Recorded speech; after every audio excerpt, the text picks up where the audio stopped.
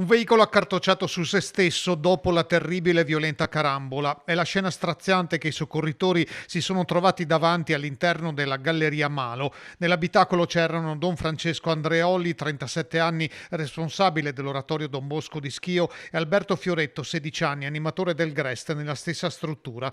Verso le 9:15 la vettura tampona lievemente un camion presente per un cantiere di manutenzione. Scesi per verificare i danni, i due giovani sarebbero poi risaliti a bordo, venendo però a loro volta tamponati da un'altra auto che sopraggiungeva da Bassano. Sbalzati sul lato sinistro hanno urtato contro la spalla dell'uscita di sicurezza numero 7, perdendo la vita praticamente sul colpo. Ferito e ricoverato a Sant'Orso in codice verde l'altro automobilista. Per la comunità salesiana di Schio è una grandissima perdita. Stavano accompagnando i ragazzi del Grest, Gardaland, c'erano 7 pullman e lui li precedeva con una macchina e con questo ragazzo e stavano andando a Gardaland e lì è avvenuto l'incidente e non sappiamo nulla di più, solo che siamo costernati perché Don Francesco qui è una colonna dell'oratorio qui da 8 anni a Schio.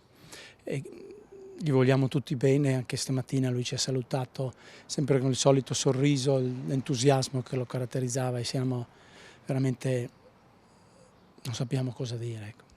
La pedemontana è rimasta chiusa per quasi 5 ore verso Montecchio con uscita obbligatoria a Malo. Per i soccorsi sono intervenuti il SUEM e i vigili del fuoco, mentre polizia stradale e polizia locale si sono occupate della viabilità. Il giovane animatore Alberto Fioretto era anche atleta mezzofondista tesserato per l'Atletica Pedemontana Veneta. Don Francesco aveva ospitato proprio nei locali dell'oratorio l'ex portiere della nazionale di calcio Gigi Buffon. Di sé il giovane sacerdote aveva parlato in una recente intervista realizzata per la CEI. La responsabilità sui ragazzi, farsi carico delle loro difficoltà e iniziare davvero a prendere sul serio il loro cammino di vita di fede abbia fatto la differenza. E la seconda esperienza, avere qualcuno che si è preoccupato e si è preso cura di me. E da lì l'idea di diventare animatore per sempre si è trasformata in potrei iniziare a pensare a diventare salesiano. E da lì il cammino si è approfondito ed è diventato posso davvero dare la mia vita nelle mani di Dio per farmi carico della felicità dei ragazzi a cui mi manderà.